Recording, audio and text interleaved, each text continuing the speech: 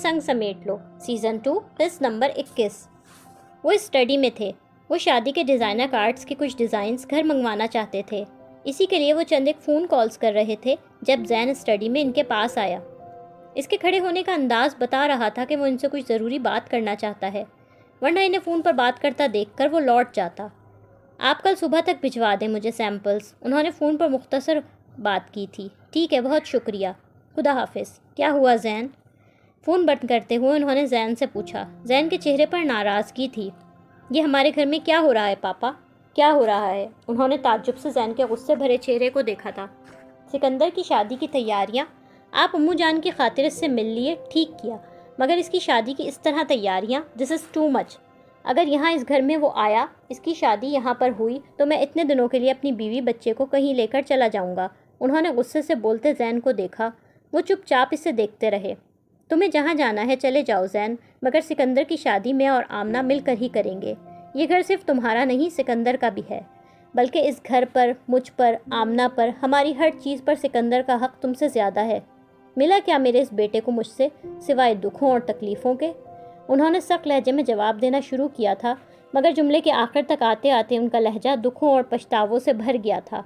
इसे जो मिला वो इसी लायक था। जैन नफ़रत से बोला, अच्छा? जैन के नफ़रत भरे अंदाज पर वो तसल्ली से मुस्कुराए थे। जैन ने इस बार जैसे कुछ उलझ कर इन्हें देखा, जैसे इनका अंदाज समझ ना पाया हो। बेकबरी बहुत बड़ी नेमत है जैन। जिस भाई से आज भी दिल में नफ़रत लिए बैठे हो, अगर मैं तुम्हें सच्चाई बता दूं तो ज़िंदगी भर खुद अपने आप से नज़रें नहीं मिला पाओगे। वो मुस्कुराते हुए बोले। वो कुर्सी पर बैठ गए थे। जैन इनके सामने खड़ा था। वो हैरत से इन्हें देख रहा था।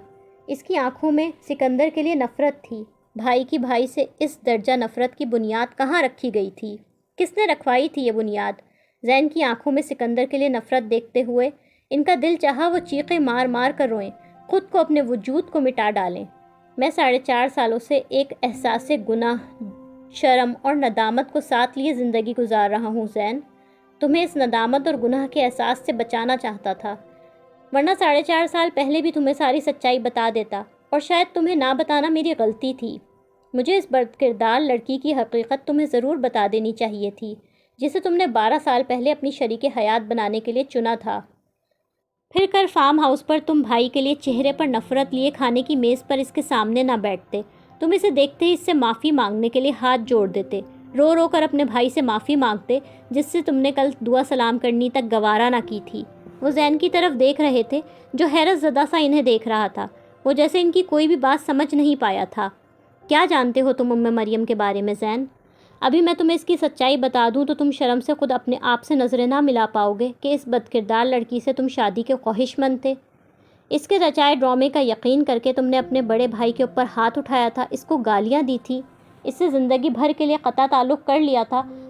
आज तक इसी लड़की के दिखाए इस झूठ को सच मानकर अपने भाई की शक्ल तक से नफ़रत करते हो। बोलते हुए जज्बात की शिद्दत में आकर इनकी आवाज़ बुलंद हो गई थी। वो जैन को गुस्से से देख रहे थे। जैन अब बिल्कुल चुप था। सिकंदर उम्मे मरियम के बारे में बिल्कुल सच कहता था जैन। वो लड़की तवाइफों से भी बदतर थी। जब वो तुम्हें लॉस एंजलिस में मिली थी तो ना कंवारी थी, ना बाकिरदार, ना हयादार दोशीज़ा जो तुमने इसे समझा था। मैंने और आमना ने इसे समझा था। वो तुम्हें क्या, मुझ जैसे दुनिया देखे ज़हीन और तजर्बेकार आदमी तक को बेवकूफ़ बना गई थी। इतनी चालाक और मक्कार थी वो। जज्बात की शिद्दत इन पर गालिब थी। बोलते हुए इन्हें सांस लेने को, जज्बात को काबू करने को पल भर रुकना पड़ा था। जैन अब बिल्कुल खामोश खड़ा था।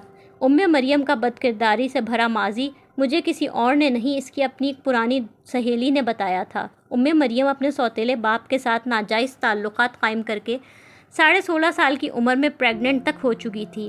अपना बच्चा ज़ाया भी करा चुकी थी और इस अफेयर के नतीजे में अपनी माँ को तलाक भी दिलवा चुकी थी।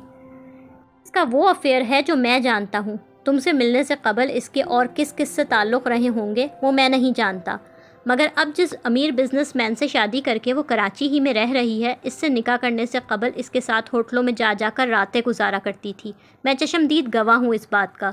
मैंने खुद अपनी आंखों से इसे हाशिम असद के साथ होटल के रूम में बाहों में बाहें डालकर जाते देखा है। इसके इश्क में पागल होकर हाशिम असद ने अपना बसा बसाया घर उजाड़ दिया, अपनी बीवी और 3 बच्चों को छोड़ दिया। میری باتوں کی تصدیق چاہتے ہو تو جا کر اس مظلوم عورت سے، ہاشم اسد کی پہلی بیوی سے، اس ناگن کی سچائی جان لو۔ اپنی سگی ماں کا گھر مریم نے اجاڑا، 3 بچوں کے باپ کا گھر اس نے خراب کروایا، ہمارے گھر کی خوشیاں اس نے اجاڑیں۔ یہ 3 گھر تو وہ ہو گئے جن کا مجھے پتا ہے، مزید نہ جانے کتنے گھر اور کتنے لوگوں کو اس ڈائن نے تباہ و برباد کیا ہوگا، میں نہیں جانتا۔ غصے کی شدت میں اس کا چہرہ سرخ ہو رہا تھا، ان کی آواز بلند تھی۔ زین جیسے سب کچھ کہنا سننا بھول گیا تھا، وہ آنکھوں میں حیرت، بے یقینی اور سکتہ لیے ایک ٹک انہیں دیکھ رہا تھا۔ تم سے منگنی کروانے کے بعد اس کا دل سکندر پر آ گیا تھا۔ وہ تو تھی ہی نیچ، سکندر کو حاصل کرنے کے لیے کسی بھی حد تک جا سکتی تھی، مگر میرے غیرت مند اور باکردار بیٹے کو رشتوں کی حرمت کا پاس تھا۔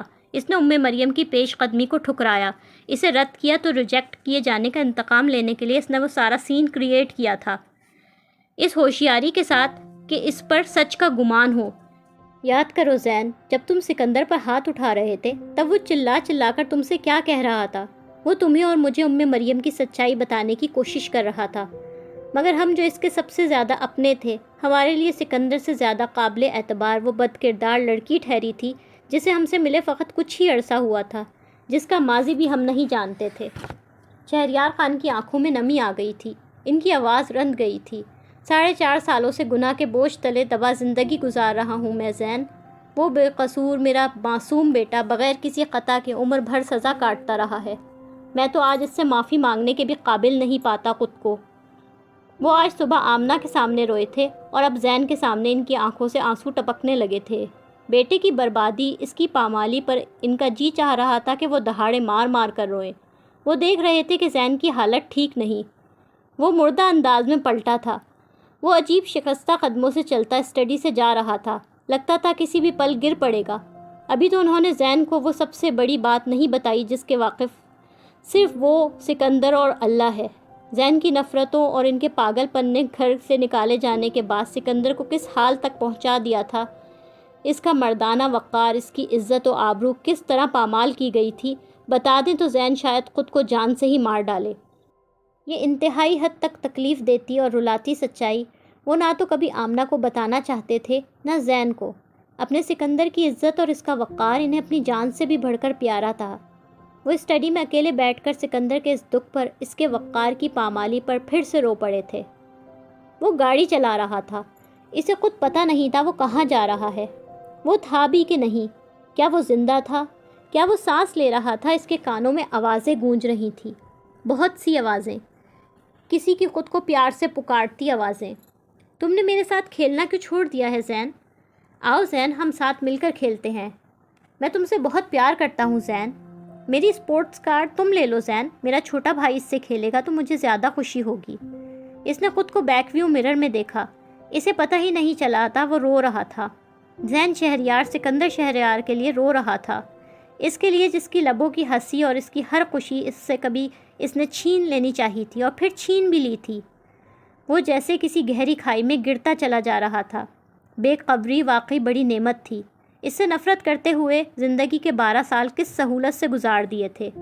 آج سب جان لینے کے بعد 12 منٹ گزارنے مشکل ہو گئے تھے۔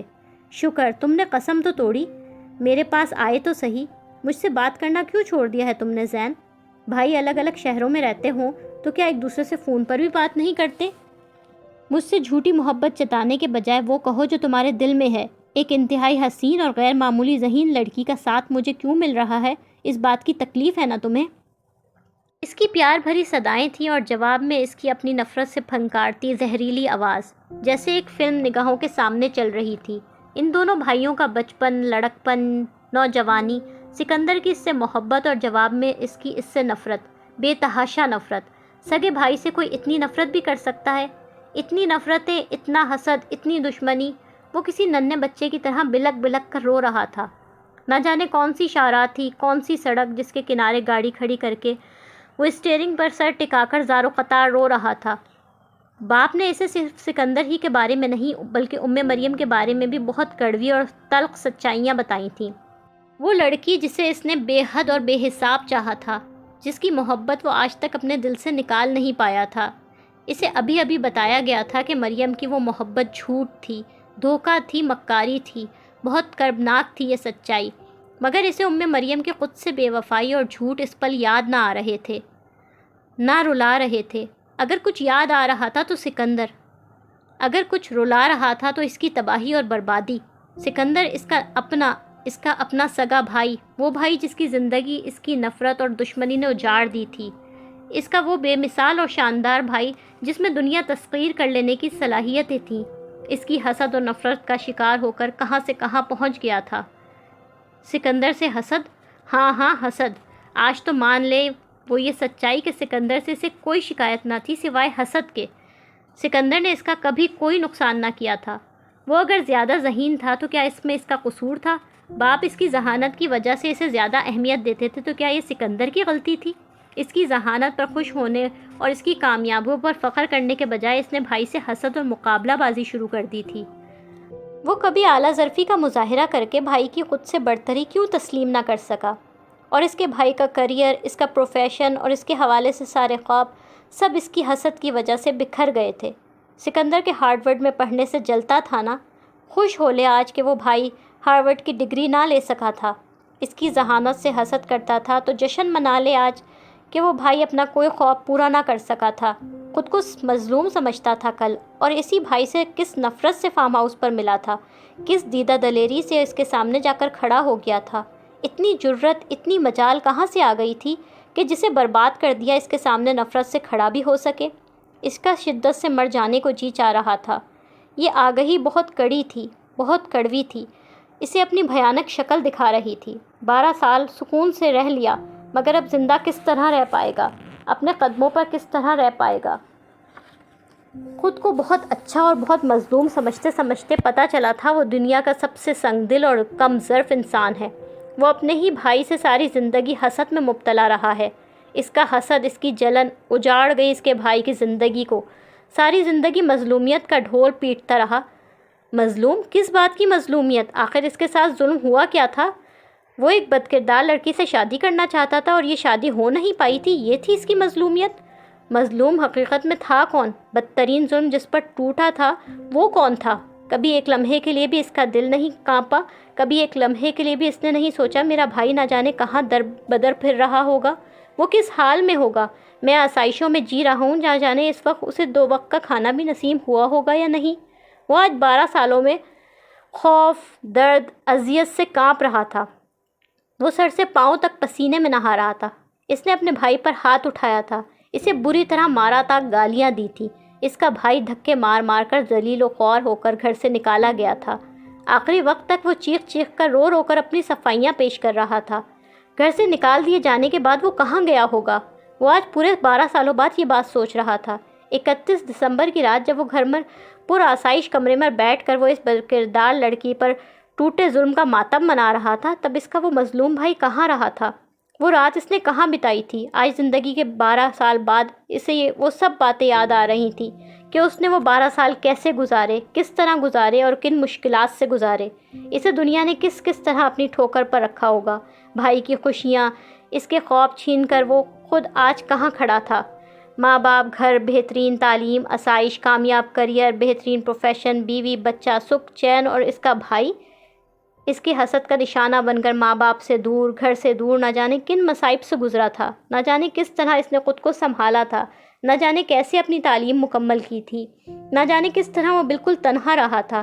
سکندر کا کوئی ایک خواب بھی پورا نہیں ہوا تھا اور اس کے تمام خواب پورے ہوئے تھے۔ آج ہارورڈ کا ڈگری یافتہ زین شہریار ہے، سکندر شہریار نہیں۔ خوش ہو جاؤ زین شہریار، جشن مناؤ، تم نے سکندر کو ہرایا ہے۔ ٹھیک سوچا کرتے تھے تم، سکندر ہمیشہ ہی تو فاتح نہیں ہوا کرتا، سکندر ہار بھی تو سکتا ہے۔ ہاں، سکندر ہار سکتا ہے اگر اس کا زین شہریار جیسے حاسد اور کم ظرف بھائی ہو۔ تم میرے گھر نہیں آئی نا لز، بہت بری ہو۔ سیم کا شام میں اس کے پاس فون آیا تھا۔ وہ آج دن بھر میں کئی بار اسے میسج کر کے پوچھ چکی تھی کہ وہ اس کے گھر کب آ رہی ہے۔ وہ سیم کو یہ کیسے بتاتی کہ کل رات اسے پاپا نے منع کیا ہے وہ سیم کے گھر نہ جائے۔ وہ سیم کو یہ بھی نہیں بتا سکتی کہ کل رات محمود خالد اس کے کمرے میں اس کے پاس آئے تھے۔ انہوں نے اپنے دل کی بہت سی باتیں پہلی بار اس سے کی تھیں اور وہ ان کے سینے پر سر رکھ کر روئی بھی تھی۔ اس نے پہلی مرتبہ باپ سے اظہار محبت کیا تھا، ان کے لیے دل میں محبت محسوس کی تھی۔ زندگی میں پہلی بار اس نے خود کو ان کے قریب محسوس کیا تھا۔ یہ محسوس کیا تھا کہ ان کے پاپا ویسے نہیں جیسا وہ برسوں سے انہیں سمجھتی آ رہی تھی۔ وہ سیم کو بتانا چاہتی تھی کہ ان کے پاپا اندر سے ایک بہت دکھی انسان ہیں اور وہ اس سے بے حساب پیار کرتے ہیں۔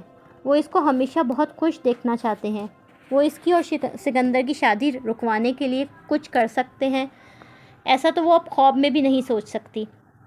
مگر سیم سے وہ اس ساری باتیں کہہ نہیں پا رہی تھی، پر اتنا طے تھا کہ وہ پاپا کی بات مانے گی، وہ ان کا مان رکھے گی۔ اگر انہوں نے منع کیا ہے تو وہ سیم کے گھر نہیں جائے گی۔ بس اب میں کچھ بھی نہیں جانتی لز، تم کل میرے گھر آ رہی ہو اور سکندر کو بھی وہیں بلا رہی ہو، میں کیا اپنے ہونے والے بہنوئی سے ملوں گی بھی نہیں؟ اس کے یہ بتانے پر کہ وہ آج تقریباً سارا دن سکندر کے ساتھ شاپنگ میں مصروف رہی تھی، سیم فوراً بولی تھی، اپنے اسی مخصوص روب بھرے انداز میں جس سے وہ اپنی باتیں منوایا کرتی تھی۔ کل تو میں بالکل بھی نہیں آ سکتی سیم، کل پاپا سے ملنے سکندر کی ممی آ رہی ہیں لنچ پر۔ بہانہ اس کے پاس موجود تھا اور وہ بھی سچ، سو وہ فوراً بولی تھی، او تو یہ بات ہے، کل تمہاری ہونے والی ساس صاحبہ تشریف لا رہی ہیں۔ سیم ہنس کر بولی تھی، پرمزہ سے انداز میں، مگر پھر بھی اسے اس کے لہجے میں کچھ مختلف سی بات محسوس ہوئی تھی جسے وہ کوئی نام نہ دے سکی تھی۔ ہاں، کل لنچ پر سکندر اور اس کی ممی یہاں آ رہے ہیں، وہ جواباً مسکرا کر بولی تھی۔ چلو پھر میں بھی کل وہیں آ جاؤں گی، میں بھی تو ملوں تمہاری ساس صاحبہ اور مسٹر سکندر سے۔ سیم شرارتی سے انداز میں بولی تھی۔ محمود خالد کو گھر واپس آتے ہی سکندر کی امّو جان کی کل ان کے گھر آمد کی بات بتا چکی تھی۔ وہ اس بات کو سن کر بے حد خوش ہوئے تھے۔ شاید ان کے بھی دل میں چھپی خواہش یہ تھی کہ ان کی بیٹی کی بالکل روایتی انداز میں شادی ہو۔ انہوں نے اسی وقت ہی عائشہ کے ساتھ بیٹھ کر کل مہمانوں کے خاطر تواضع شاندار انداز میں کیے جانے کا پروگرام بنا لیا تھا۔ سکندر کی والدہ کے ساتھ کتنے افراد نے آنا تھا وہ جانتے تھے، لیزا انہیں بتا چکی تھی، پھر بھی انہوں نے اہتمام اس طرح کرنا شروع کیا تھا گویا لیزا کی سسرال سے 10-15 افراد آنے لگے ہیں۔ لائک، کامنٹس، شیئر کریں اور تازہ ترین اپڈیٹس کے لیے سبسکرائب کریں۔